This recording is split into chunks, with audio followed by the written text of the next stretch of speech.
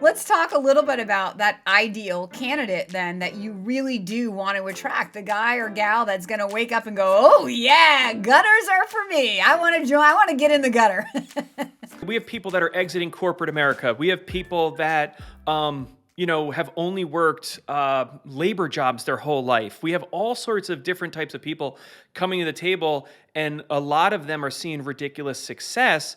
The one common denominator, though, is like passion and hunger. Like these are people that are truly hungry for more, and they don't have quit in them. I find the people that are the best are the ones that can share their vision, though.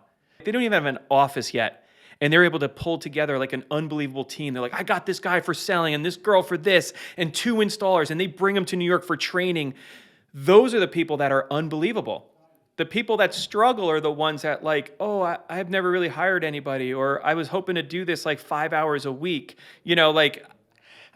I'm sorry, then, that's not, I don't think any business is realistic for you if you can't cast your vision and you don't have the hunger and passion. Give me some of like your top 5 characteristics of your business. You can get open right away. From the time people sign, they're open in 3 months.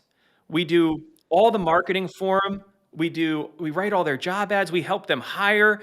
We have an in-house marketing team. We have a call center that answers every phone call. And this is the difference. We schedule every estimate for them.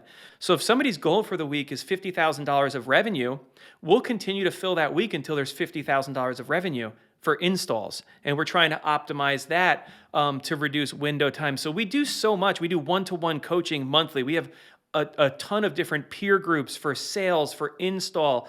It's incredible what we have built as far as resources so that they can concentrate on building their team, casting their vision, and doing the gutters correctly.